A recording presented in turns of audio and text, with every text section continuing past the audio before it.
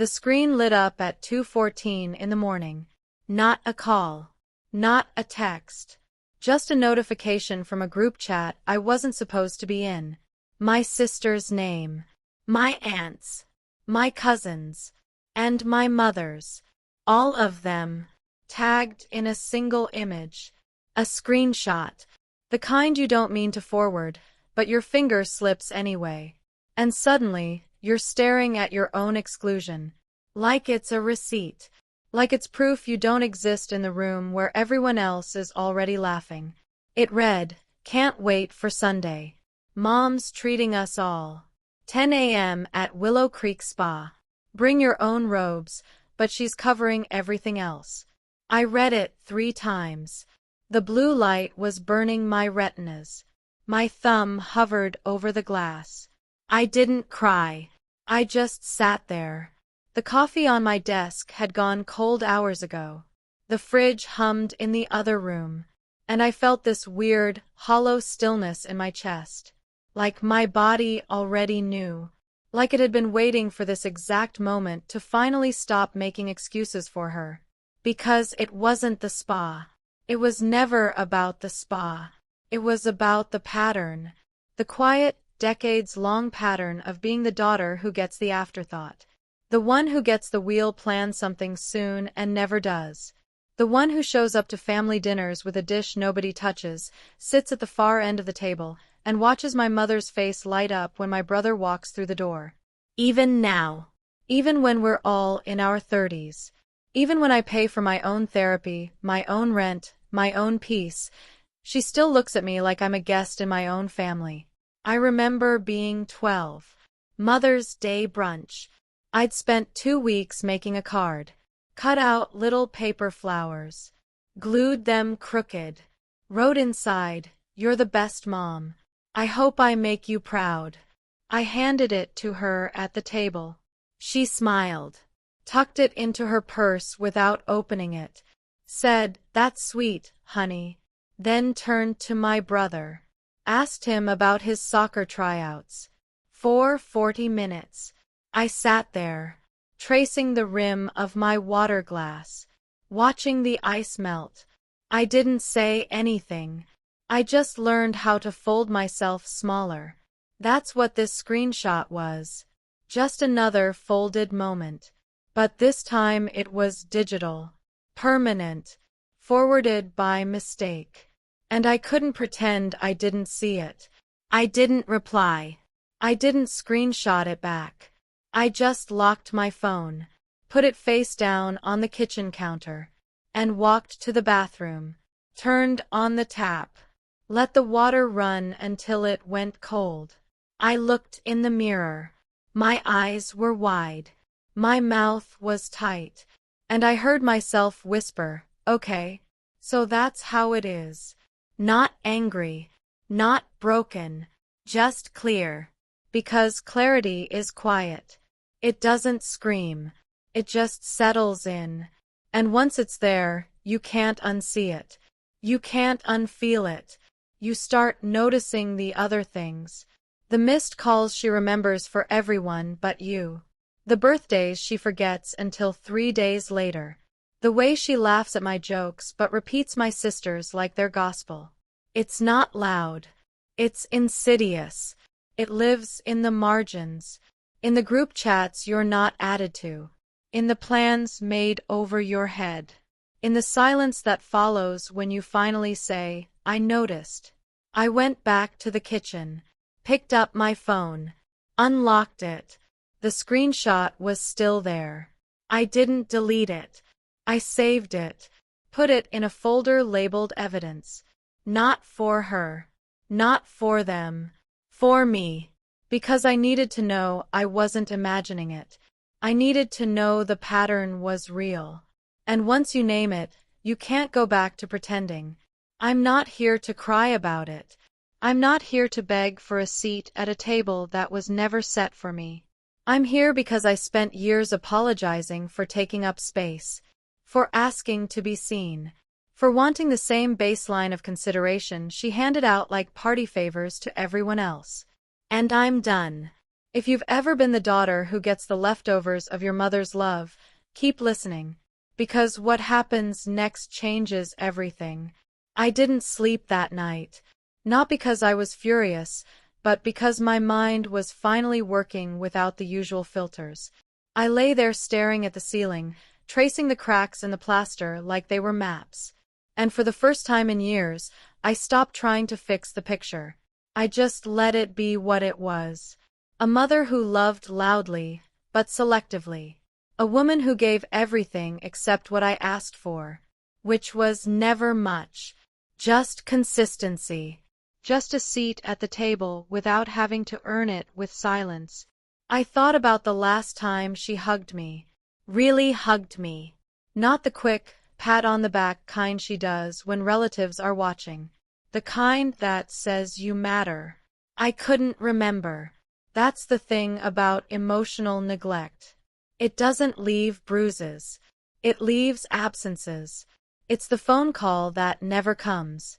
The birthday text that says happy birthday at 11 p.m. The family photo where you're standing slightly out of frame, smiling anyway because smiling is cheaper than asking why you're never centered. Sunday came anyway. The sun hit my kitchen window at 7. I made coffee. Black. The kind I drink when I need to stay sharp. I opened the screenshot again. Not to torture myself. To study it. I zoomed in on the timestamp. I read the replies. My sister's heart emojis. My cousin's you're the best, auntie. My mother's single thumbs up. Efficient. Affectionate, but distant. Like she was managing a task, not celebrating a bond. And I just sat there, letting the quiet do its work. Because quiet is where the truth settles. When you stop filling the space with your own excuses, the room finally tells you who's really in it. I didn't block them. I didn't leave the family group. I just turned off my notifications. Let the day unfold without me. And I waited. Because waiting is a form of power when you stop expecting someone else to change the terms. I put on a sweater that actually fit. Made toast. Ate standing up. Watched a documentary about deep-sea fish that glow in the dark because they've never seen sunlight. I liked that.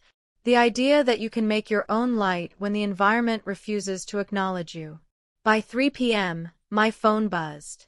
Not a text. A voicemail. From my mother. I didn't play it right away. I let it sit in the inbox. A little black rectangle holding her voice. I finally tapped it. She sounded relaxed. Soft around the edges. Hey, sweetheart. Just wanted to check in. The spa was lovely. Your sister got that mud wrap she's been talking about for months. We're all at dinner now. Hope you had a nice day too. Love you. Click. That was it. No apology for the screenshot. No mention of the group chat. Just a casual, breezy update wrapped in a bow of false normalcy.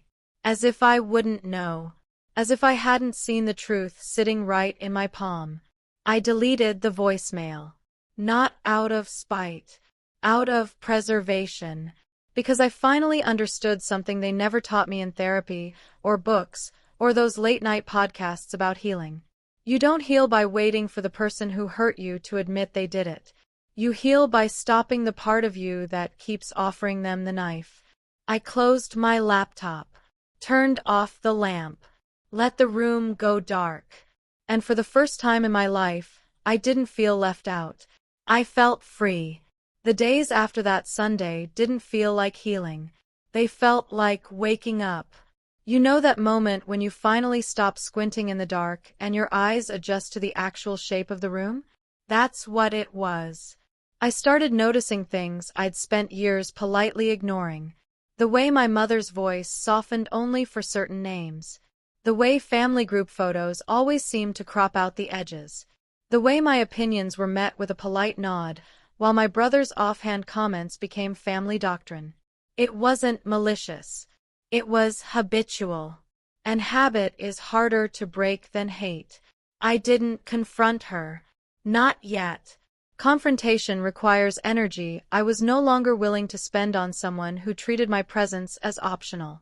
Instead, I started documenting, not in a dramatic, vindictive way, just quietly. I saved old text threads. I took screenshots of calendar invites I was never CC'd on. I wrote down dates, times, exact phrases. I did it because memory is a traitor when you've been gaslit by decades of gentle neglect. You start doubting your own timeline. You start wondering if you're too sensitive. So I built a paper trail. Not for a courtroom. For my own nervous system.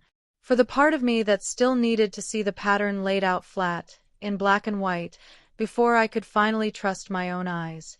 My sister called me on a Tuesday. Her voice was bright, breathless, like she'd just come back from a vacation. She asked if I'd seen the photos from the spa. I told her I had. She said, "Oh, Mom said you were probably busy." And I just listened. I let the silence stretch just long enough for her to hear herself. She filled it with small talk. The mud masks. The cucumber water. How Aunt Linda fell asleep during the massage. I nodded into the phone like she could see me. And when she finally paused, I said, softly, "You know I wasn't busy. I was home.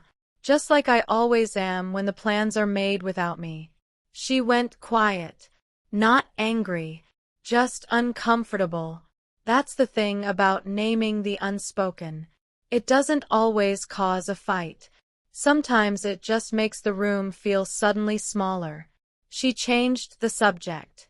Of course she did. We're conditioned to keep the peace, to swallow the sharp edges so no one chokes. But I wasn't swallowing anymore. I was placing each word on the counter between us, letting it sit, letting her see it. And when she finally hung up, I didn't feel guilty. I felt tired. The kind of tired that comes from carrying a heavy box you were never asked to hold. I set it down, and my shoulders dropped 2 inches. The real turning point came on a Thursday. I was organizing old files on my laptop, looking for a tax receipt, when I stumbled into a folder I'd forgotten existed. Labeled Family. Inside were emails, PDFs, scanned letters, going back 7 years. I opened one at random. A Mother's Day brunch invitation from my aunt. Sent to everyone except me. I opened another. A holiday planning thread. My name wasn't in the CC. I opened a third. A group chat screenshot from 3 years ago, almost identical to the one from Sunday. Same spa. Same exclusion. Same casual thumbs up from my mother. I sat back. The chair creaked under me. My hands went cold. It wasn't a mistake. It never was. It was a system. A quiet, efficient system of sorting who mattered and who didn't. And I had been standing outside the fence this whole time, watering the grass on my side, hoping someone would finally open the gate. I didn't cry. I didn't slam the laptop shut. I just scrolled. Slowly. Methodically. Letting each timestamp settle into my chest. This is what they don't tell you about emotional absence. It's not the big betrayals that break you. It's the accumulation of tiny omissions. The 1,000 small silences that add up to a lifetime of being the background character in your own family story. But here's the thing about background characters. They see everything. They notice the patterns. They learn how the machinery works. And once you understand the machinery, you can stop trying to fix it. You can just step off the conveyor belt. I closed the folder. I didn't delete it. I backed it up. Put it on a drive I labeled archive. Then I opened a new document. Started typing a letter. Not to send.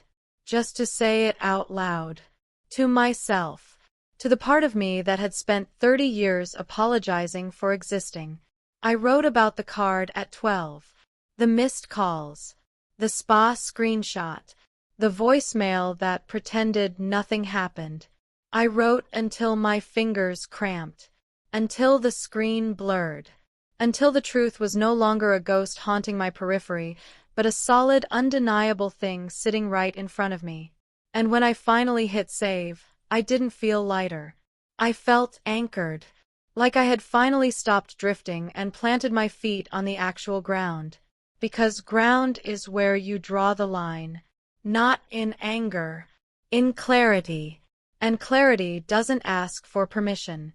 It just stands there, waiting for the rest of you to catch up.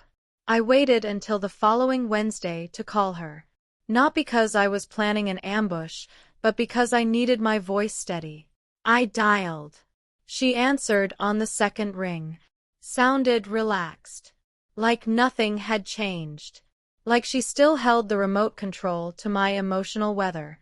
I didn't waste time on small talk. I said, I saw the screenshot. The spa group chat. You invited everyone except me. I let the words hang. Not sharp. Just factual. Like reading a line from a manual. She paused. I could hear the shift in her breathing. Then came the familiar script. Oh, honey, that was a mistake. Your sister made the chat. I didn't even know you were left out until later. We were going to call you. I just didn't want to interrupt your work week. It was smooth, practiced, and completely hollow. I didn't argue. I didn't list the dates or the missing CCs or the 7 years of almost identical patterns. I just said, it wasn't a mistake. It was a choice. And I'm not asking you to justify it anymore. I'm just telling you I see it now. And I won't be waiting for an invitation that never comes. She went quiet. The kind of quiet that isn't thoughtful. It's defensive. She tried to pivot. You're overreacting. You always do this. You twist things until they look worse than they are. I used to shrink at that sentence. I used to fold myself into an apology just to keep the peace. But not this time. I said, I'm not twisting anything. I'm just stopping the part of me that pretends the pattern isn't there. If you want to talk about it when you're ready to be honest, I'm here. But I won't keep chasing a version of you that only shows up when it's convenient. I hung up before she could layer on the guilt. Not out of cruelty. Out of self-respect. The phone felt lighter in my hand. Like I'd just put down a suitcase I'd been dragging up a hill for decades. The aftermath wasn't dramatic. There were no slammed doors, no viral family blow-ups, no sudden apologies that actually meant anything. There was just silence. And in that silence, I finally heard myself.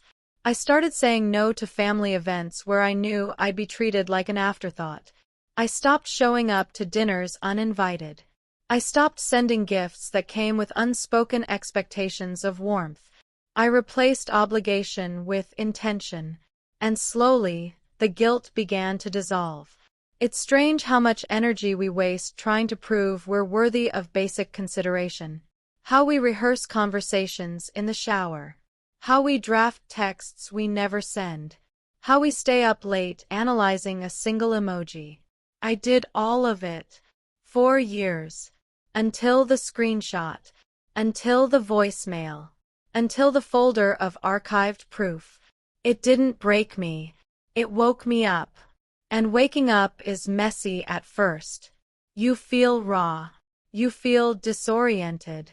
You keep reaching for a phone you're no longer supposed to check. But then the mornings get quieter. The shoulders drop. The chest opens. You start making plans that don't require anyone else's approval.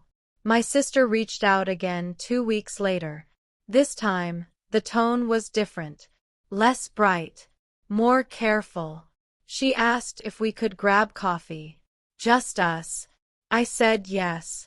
We met at a small place downtown. No family talk at first. Just the clink of cups, the hum of the espresso machine, the awkward space between sisters who love each other but were raised in different emotional zip codes. Eventually, she leaned forward. I know Mom messed up. I know she always has. I'm sorry I didn't see it sooner. Or maybe I did, and I just liked being the favorite too much to say anything. It was the most honest thing she'd ever said to me. I didn't forgive her instantly. Forgiveness isn't a switch. It's a slow rebuild. But I nodded. And I said, I'm not mad at you. I'm just tired of being the backup plan. She cried. Not the performative kind. The quiet, exhausted kind. The kind that comes when you finally stop defending a system that was never built to hold you. We didn't fix our mother that day. We didn't rewrite the past. But we stopped pretending the blueprint was okay. And that was enough. I started therapy again. Not the kind that tells you to call your mom and heal the rift. The kind that asks why you keep handing people the map to your wounds and hoping they'll use it gently. I learned that boundaries aren't walls. They're doors with locks. You decide who gets the key. You decide when to open it. You decide when to walk away and never look back. And for the first time, I didn't feel guilty for choosing myself. I felt responsible. Because self-respect isn't selfish. It's survival. And survival doesn't ask for permission. I stopped checking the family calendar. I stopped memorizing the dates I was supposed to matter. I replaced the anxiety with routine. Waking up without a phone that felt like a bomb. Making coffee without bracing for a notification that would rewrite my mood. It wasn't a dramatic transformation. It was a slow unclenching. The kind that happens when you finally stop holding your breath around people who only know how to exhale on you. I went to work. I answered emails. I paid my bills. I lived a life that didn't require permission to exist. And slowly, the silence stopped feeling like abandonment. It started feeling like space. Room to breathe. Room to be the person I was before I learned to shrink myself into whatever shape would make her comfortable. My mother didn't suddenly change. She sent a text 2 months later. A photo of a new coffee table. A caption that read, "Your father picked this out. Thought it looked nice." I stared at it. It wasn't an apology. It wasn't an invitation. It was a bridge made of balsa wood. Light. Fragile. Easily broken if you leaned on it too hard. I didn't reply. Not out of punishment. Out of clarity. I finally understood that some people don't know how to love you without conditions. They only know how to love you when you're quiet, when you're useful, when you're grateful for whatever crumbs they decide to drop. And I was no longer hungry for crumbs. I had built my own table. It was smaller. It was mine. And it didn't require me to erase myself to sit at it. The reckoning wasn't a courtroom moment. It didn't involve a public call-out or a dramatic confrontation that left everyone crying. It was quieter than that. It was the moment I realized I had been waiting for a version of her that would never show up. The mother who sees me. The mother who chooses me. The mother who doesn't treat my presence as a backup plan. That mother was a fantasy I had been nursing since childhood. And fantasies are heavy. They weigh down your chest. They make you mistake neglect for mystery. They make you think if you just try harder, show up quieter, love louder, she'll finally wake up and notice you're standing there. But you can't wake someone who is pretending to be asleep. You can only stop waiting for them to open their eyes. I started measuring my worth in different currencies. Not in invitations. Not in group chat replies. Not in holiday seating arrangements. I measured it in the peace I felt on Sunday mornings. In the way I could read a book without checking my phone. In the way I could say no to a family dinner and not feel like a villain. I measured it in the quiet certainty that my absence was finally louder than my presence ever was. And that's the strange truth about walking away from emotional neglect. You don't lose your family. You lose the illusion that you ever had them. And illusions are exhausting to maintain. They require constant editing, constant rewriting of your own reality to fit theirs. I'm done editing. I'm done translating my needs into palatable fragments. I'm done apologizing for taking up space in a room that was never built to hold me. If you're listening to this and you know that hollow feeling, the one that sits right beneath your ribs when you realize you're the afterthought in your own bloodline, hear me. You don't have to earn a seat that should have been yours from the start. You don't have to perform gratitude for basic consideration. You don't have to keep showing up to a table that keeps moving further away every time you reach for it. The reckoning isn't about making them see you. It's about finally seeing yourself. It's about closing the folder, archiving the screenshots, turning off the notifications, choosing your own peace over their pattern. It's messy at first. Your chest will ache. Your hands will shake. You'll check your phone out of habit. But then the mornings get lighter. The air gets clearer. You start noticing how much room you have when you stop folding yourself into corners. I don't hate her. Hate requires energy I'm no longer willing to spend. I just don't wait for her anymore. I don't build my week around her moods.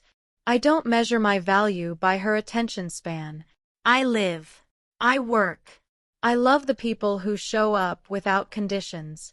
I protect my peace like it's the last clean room in a burning house. And I will. Because peace isn't given. It's claimed. It's drawn in the dirt. It's defended with quiet, unwavering boundaries. And once you cross that line, you never go back to begging for scraps. If you've ever had to prove your worth to someone who was supposed to give it freely, leave a comment. Just say, I see you. Or tell me your story. Or just sit in the quiet with me. We don't need to perform healing for an algorithm. We just need to know we're not alone in the room when the light finally comes on. And it will. It always does. You just have to stop waiting for them to flip the switch.